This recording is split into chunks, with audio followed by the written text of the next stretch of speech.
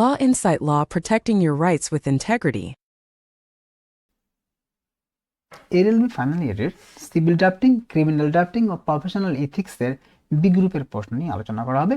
প্রথম প্রশ্নটা, একটি সাধারণ ডায়েরি, এজাহার ও একটি সিআর মামলার অভিযোগ খসড়া প্রস্তুত করো। সাধারণ ডায়েরি বা জেনারেল ডায়েরি, জিডি এর খসড়া। সাধারণ ডায়েরি কি? সাধারণ ডায়েরি হলো থানায় সংঘটিত যে কোনো ঘটনা, তথ্য, আশঙ্কা লিপিবদ্ধ করার প্রাথমিক রেকর্ড। এটি ফৌজদারি কার্যবিধি 1898, কোড অফ ক্রিমিনাল প্রসিডিউর 1898 অধীনে থানায় দৈনিক নথিভুক্ত কার্যক্রমের অংশ। সাধারণ ডায়েরি বরাবর অফিসার ইনচার্জ যে থানা থেকে করতে হবে সেই থানার নাম, জেলার নাম, বিশেষ সাধারণ ডায়েরি এন্ট্রি করার আবেদন জনাব। বিনীত নিবেদন এই যে আমি আপনার নাম যে নামে করতে চান সেটা, পিতার নাম, গ্রাম, ডাকঘর, থানা, জেলা। আজ তারিখ 1/3/2026 তারিখে আনুমানিক 8:30 সময় আমার বসত ঘরের পূর্ব বসত দরজার তালা ভেঙে অজ্ঞাতনামা ব্যক্তি বা ব্যক্তিরা ঘরে প্রবেশ করে। পরবর্তীতে দেখি আমার আলমারিতে রাখা নগদ 50,000 টাকা এবং 2 ভরি স্বর্ণ অলংকার চুরি হয়ে গেছে।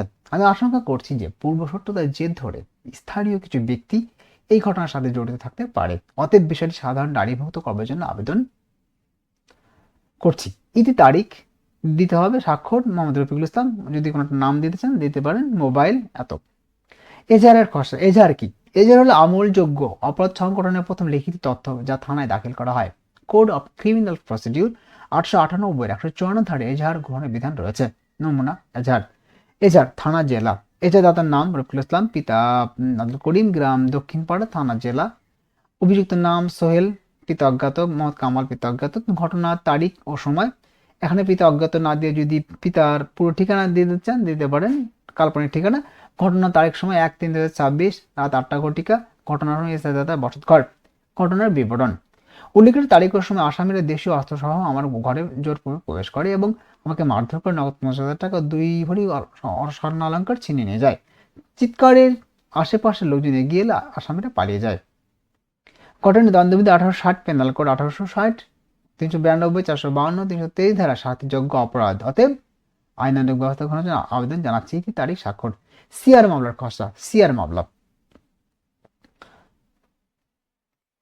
যখন পুলিশ এজাহার গ্রহণে গড়িমসি করে বা মামলা নিতে অস্বীকার করে তখন ক্ষতিগ্রস্ত ব্যক্তি সরাসরি ম্যাজিস্ট্রেট আদালতে অভিযোগ দায়ের করতে পারেন। এটি কোড অফ ক্রিমিনাল প্রসিডিউর 1898 এর 190 ধারার অধীনে দায়ের করা হয়।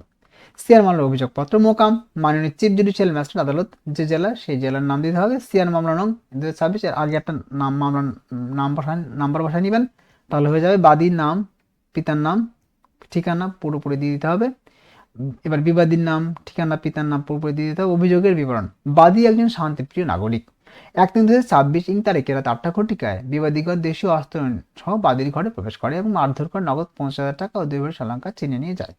বাডি থানায় এজাহার দিতে গেলে পুলিশ মামলা গ্রহণ অস্বীকৃতি জানায়। বিবাদী কার্যকলাপ দণ্ডবিধি 1860, পেনাল কোড 1860 এবং 392, 452, 323 ধারায় শাস্তিযোগ্য অপরাধ। প্রার্থনা। অতএব মহামান্য আদালতের নিকট বিনীত প্রার্থনা এই যে বিবাদী বিরুদ্ধে উল্লেখিত ধারায় অভিযোগ আমল নিয়ে বিচার কার্য পরিচালনার জন্য সমন বা গ্রেপ্তারি পরোয়ানা জারি করা হোক। বাদীর স্বাক্ষর তারিখ। নম্বর 2, দণ্ডবিধি 406 ও 420 ধারা মোতাবেক অপরাধমূলক বিশ্বাসভঙ্গ এবং প্রতারণা সংক্রান্ত একটি সিআর মামলার অভিযোগ মোসাবিদা করো। সিআর মামলার অভিযোগের মোসাবিদা ধারা 406, 420 দণ্ডবিধি অনুযায়ী। এটুকু থাকবে, আপনি এটুকু দেওয়া লাগবে না, আপনি সরাসরি শুরু করবেন। মোকাম মাননীয় চিফ জুডিশিয়াল ম্যাজিস্ট্রেট আদালত, ঢাকা, জেলা ঢাকা। সিআর মামলা নং যত তারিখ দিয়ে সালটা লিখে দিতে হবে। বাদীর নাম, বাদী, পিতার নাম, মাতার নাম, ঠিকানা, গ্রাম, পোস্ট, থানা লিখে ফেলতে হবে। বনাম বিবাদীর নাম, পিতার নাম, ঠিকানা, পোস্ট, থানা, জেলা। অভিযোগের বিবরণ। বাদী একজন ব্যবসায়ী এবং বিবাদী তার দীর্ঘদিনের পরিচিত। 5/11/2025 তারিখে বিবাদী ব্যবসায় বিনিয়োগের প্রলোভন দেখিয়ে বাদীর নিকট হতে 8 লক্ষ টাকা গ্রহণ করে। বিবাদী অঙ্গীকার করে যে 6 মাসের মধ্যে মূলধন সহ লাভ ফেরত প্রদান করবেন। বাদী বিশ্বাসের ভিত্তিতে উক্ত অর্থ বিবাদীর নিকট অর্পণ করেন। পরবর্তী নির্ধারিত সময় অতিবাহিত হলে বিবাদী টাকা ফেরত দেন এবং বিভিন্ন অজুহাতে সময়ক্ষেপণ করেন। বাদী পরে জানতে পারেন যে বিবাদীর পূর্বে থেকে টাকা আত্মসাৎ করার অসৎ উদ্দেশ্য ছিল এবং তিনি অন্যদের সঙ্গে অনুরূপ প্রতারণা করেছেন। বিবাদীর অর্পিত অর্থ আত্মসাৎ করায় তার কার্যকলাপ পেনাল কোড 1860 এর ধারা 406 অনুসারে অপরাধমূলক বিশ্বাসভঙ্গ। তদুপরি মিথ্যা প্রতিশ্রুতি, প্রতারণামূলক প্রচারণার মাধ্যমে অর্থ গ্রহণ করায় তা উক্ত আইনের ধারা 420 অনুযায়ী প্রতারণা। বাদী থানায় অভিযোগ দায়ের করতে গেলে মামলা গ্রহণ করা হয়নি এবং ফলে ন্যায় বিচারের সাথে আদালত শরণাপন্ন হয়েছেন। প্রার্থনা। অতএব মহামান্য আদালতের নিকট বিনতি প্রার্থনায় যে অভিযোগটি আমলে গ্রহণ করা হোক, বিবাদীর বিরুদ্ধে দ্বন্দ্ববিধি 406, 420 ধারা বিচার কার্য পরিচালনার আদেশ প্রদান করা হোক, প্রয়োজনীয় তদন্তের নির্দেশ প্রদান করা হোক, ন্যায় বিচার নিশ্চিত করা হোক। 406 বা 420 ধারা বিচার কার্য পরিচালনার আদেশ প্রদান করা হোক। বাদী স্বাক্ষর, তারিখ আইনজীবী স্বাক্ষর। দ্বন্দ্ববিধি 409 ও 415 ধারা মোতাবেক অপরাধমূলক বিশ্বাসভঙ্গ প্রতারণা সংক্রান্ত একটি সিআর মামলা অভিযোগ মোতাবেক করো। প্রাসঙ্গিক আইন একটু দেওয়ার দরকার নাই, এটা প্রাসঙ্গিক আইন কি ছিল? পেনাল কোড 1860 ধারা 409 ছিল সরকারি কর্মচারী, ব্যাংকার, এজেন্ট কর্তৃক অপরাধমূলক বিশ্বাসভঙ্গ। 415 প্রতারণার সংজ্ঞা। এটুকু এমনি বোঝানোর জন্য দিয়েছি, এটুকু পরীক্ষায় দেওয়ার দরকার নাই। সিআর মামলায় অভিযোগের মোসাবিদা মোকাম মাননীয় চিফ জুডিশিয়াল ম্যাজিস্ট্রেট আদালত জেলা রাজশাহী, সিআর মামলা নং 26। এখানে একটা মামলা নং বসানো নিলে হবে। বাদী পুরো ঠিকানা, বিবাদীর পুরো ঠিকানা। এখানে বিবাদীর নাম, পিতার নাম, পদবি হিসাব রাখো একটি বেসরকারি প্রতিষ্ঠানের জন্য নাম দিয়ে দেবেন নিজের মতো করে বানায়। ঠিকানা গ্রাম, থানা, সম্পূর্ণ জেলা দিয়ে সম্পূর্ণভাবে ঠিকানা লিখতে হবে। অভিযোগের বিবরণ। বাদী একটি ব্যবসা প্রতিষ্ঠানের মালিক এবং বিবাদী তার প্রতিষ্ঠানে নিযুক্ত হিসাব রক্ষক ও এজেন্ট হিসাবে দায়িত্ব পালন করতেন। বিবাদী তার দায়িত্বের অংশ হিসাবে প্রতিষ্ঠান নগদ অর্থ সংগ্রহ এবং সংরক্ষণের ক্ষমতা প্রাপ্ত ছিলেন। 1/1/2026 হতে 31/3/2026 পর্যন্ত সময় বিবাদী প্রতিষ্ঠানের মোট।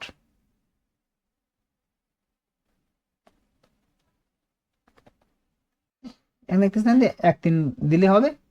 26 পর্যন্ত প্রতিষ্ঠানের মোট 10 লক্ষ টাকা আপলোড করেন এবং পেশা হিসাবে গোপন করেন।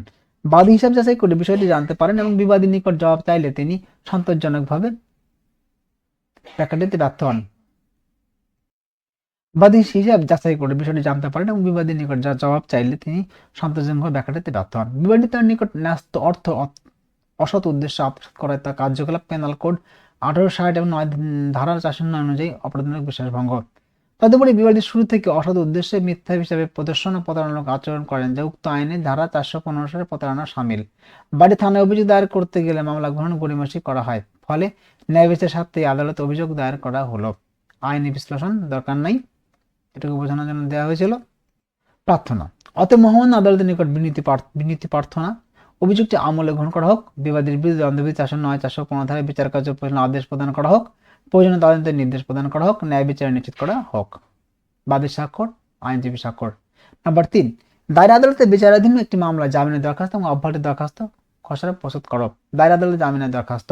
মোকাম মাননীয় অতিরিক্ত জেলা ও দায়রা জজ আদালত জেলা খুলনা, মামলা দায়ের নং দিয়ে থানার মামলা নং দিয়ে নেবেন। আসামি বা আবেদনকারীর নাম, বনাম রাষ্ট্র, নাম ঠিকানা, পিতার নাম দিয়ে রাষ্ট্র, জামিনের আবেদন। মহামান্য আদালতের নিকট বিনীত নিবেদন এই যে আবেদনকারী উপরোক্ত মামলা একজন আসামি এবং বর্তমানে কারাগারে আটক আছেন। মামলা তদন্ত সম্পন্ন হয়েছে এবং চার্জশিট দাখিল করা হয়েছে। আবেদনকারী নির্দোষ এবং মামলা তার বিরুদ্ধে আনিত অভিযোগ মিথ্যা ও উদ্দেশ্য প্রণোদিত। তিনি স্থায়ী বাসিন্দা এবং পলাতক হওয়ার সম্ভাবনা নেই। মামলার বিচার নিষ্পত্তি দীর্ঘ সময় লাগতে পারে। দীর্ঘদিন আটক থাকা তার মৌলিক অধিকার পরিপন্থী। তিনি আদালতের নির্দেশ মেনে চলবেন। অতএব কোড অফ ক্রিমিনাল প্রসিডিউর 1898 ধারা 458 অনুসারে আবেদনকারীকে জামিন প্রদানের জন্য প্রার্থনা জানাচ্ছি। তারিখ, আসামির পক্ষে আইনজীবী স্বাক্ষর। দায়রা আদালতে অব্যাহতির দরখাস্ত। বাংলাদেশের মাননীয় অতিরিক্ত জেলা ও দায়রা জজ আদালত, এখানে লিখবেন মোকাম মাননীয় অতিরিক্ত জেলা ও দায়রা জজ আদালত জেলা খুলনা, দায়ের করা দায়রা মামলা নং এত। আসামি আবেদনকারীর নাম, ঠিকানা, পিতার নাম দিয়ে বনাম রাষ্ট্র। অব্যাহতি আবেদন ধারা 265 সিআরপিসি। মহামান্য আদালতের নিকট বিনীত নিবেদন যে এই মামলায় তদন্ত শেষে চার্জশিট দাখিল করা হয়েছে। তদন্ত প্রতিবেদন ও নথিপত্র পর্যালোচনা প্রতিবেদন হয় যে আবেদনকারীর বিরুদ্ধে অপরাধের কোনো প্রাথমিক উপাদান বিদ্যমান নেই। সাক্ষীদের বয়ানে আবেদনকারীর সম্পৃক্ততা নির্ভরযোগ্য প্রমাণ পাওয়া যায়নি। অভিযোগপত্রে উল্লেখিত ঘটনা বা আইনগতভাবে অপরাধের উপাদান পূরণ করে না। অতএব অভিযোগ গঠনের পূর্বে আবেদনকারীকে অব্যাহতি প্রদান করা ন্যায়সঙ্গত। অতএব কোড অফ ক্রিমিনাল প্রসিডিউর 1898 ধারা 265 অনুসারে আবেদনকারীকে অভিযোগ হতে অব্যাহতি দেওয়ার জন্য প্রার্থনা করা হলো। তারিখ, আসামির পক্ষে আইনজীবী। আপিল মেমোরান্ডাম ফৌজদারি কার্যবিধি ধারা 241 ক বিধান অনুযায়ী একটি দরখাস্ত খসড়া প্রস্তুত করো। নিচে আইন পরীক্ষার আপিলের মেমোরান্ডাম এবং কোড অফ ক্রিমিনাল প্রসিডিউর 1898 ধারা 241 ক অনুযায়ী একটি দরখাস্ত খসড়া। আপিলের মেমোরান্ডাম। প্রাসঙ্গিক আইন। ফৌজদারি মামলায় দণ্ডাদেশের বিরুদ্ধে আপিল দায়েরের বিধান রয়েছে। কোড অফ ক্রিমিনাল প্রসিডিউর 1898 ধারা 408, 410, 417 প্রভৃতি প্রযোজ্য ক্ষেত্রে আপিলের মেমোরান্ডাম খসড়া মোকাম মাননীয় জেলা জজ আদালত, মোকাম মাননীয় জেলা দায়রা জজ আদালত, জেলা কুমিল্লা, ফৌজদারি আপিল নং এত 2026 আগে একটা আপিল নং অর্থাৎ 235 বা 502, 402, 1003 বা 203 এটা লিখে নিলে হবে। আপিলকারীর নাম, ঠিকানা, পিতার নাম, বনাম রাষ্ট্র, আপিলের মেমোরান্ডাম। উপরোক্ত মামলায় বিজ্ঞ ম্যাজিস্ট্রেট আদালত কুমিল্লা কর্তৃক তারিখ 15/1/2026 প্রদত্ত রায় দণ্ডাদেশের বিরুদ্ধে আপিল দাখিল করা হলো। আপিলের কারণসমূহ: নিম্ন আদালতে সাক্ষ্য প্রমাণ সঠিকভাবে মূল্যায়ন করেননি, প্রসিকিউশনের সাক্ষীর সাক্ষ্য গুরুত্ব অসংগত থাকা সত্ত্বেও আদালত তার বিবেচনা নেননি, আসামির আত্মপক্ষ সমর্থনের সাক্ষ্য উপেক্ষা করা হয়েছে, দণ্ডাদেশের আইন ও প্রমাণের পরিপন্থী, বিচারিক ত্রুটির কারণে ন্যায় বিচার বিঘ্নিত হয়েছে। অতএব প্রার্থনা নেই যে নিম্ন আদালতের রায় ও দণ্ডাদেশ বাতিল খারিজ করে আপিলকারীকে বেকুষ্টির খালাস প্রদান করা হোক।